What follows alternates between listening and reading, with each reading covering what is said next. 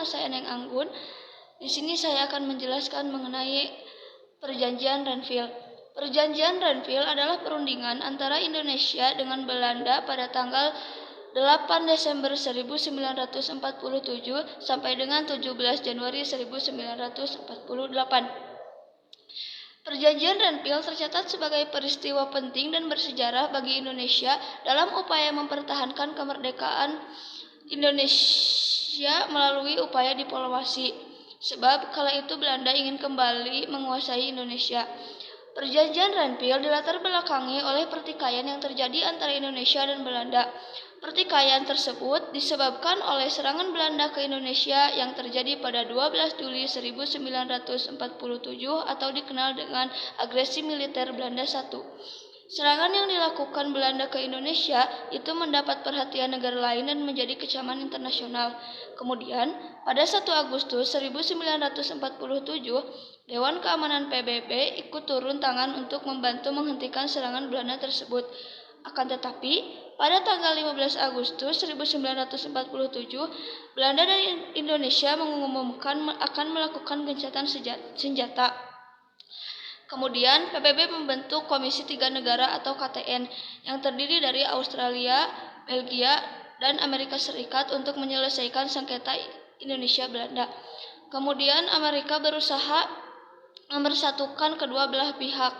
Lalu Amerika pun berhasil mempertemukan kedua belah pihak di kapal perang Renville milik Amerika Serikat yang berlabuh di Tanjung Priuk. Di sana ada delegasi dari Indonesia yaitu Amir Syarifuddin dan ada delegasi dari Belanda yaitu Abdul Qadir Wijoyo Atmojo. Berikut isi perjanjian Renville. Yang pertama, Belanda hanya mengakui Jawa Tengah, Yogyakarta, dan Sumatera sebagai bagian wilayah RI. Yang kedua, disetujuinya sebuah garis demokrasi yang memisahkan wilayah Indonesia dan daerah penduduk Belanda. Yang ketiga, TNI harus ditarik mundur dari daerah-daerah kantongnya di wilayah pendudukan di Jawa Barat dan Jawa Timur.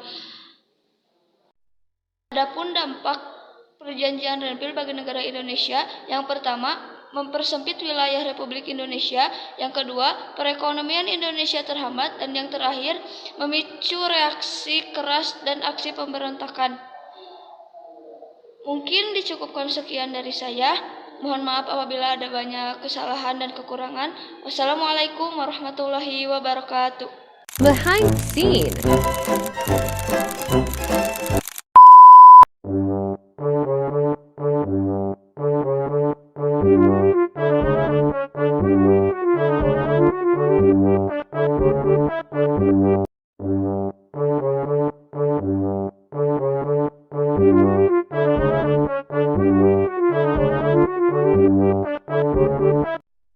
Alhamdulillah, akhirnya tugas peminatan sejarah dapat terselesaikan maupun itu tugas video presentasi ataupun makalah.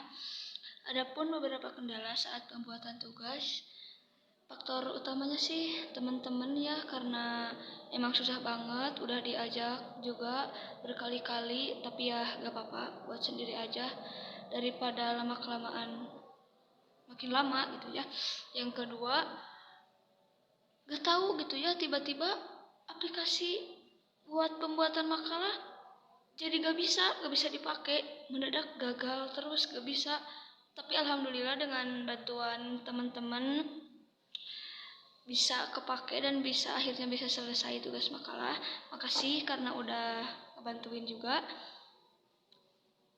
Udah segitu aja.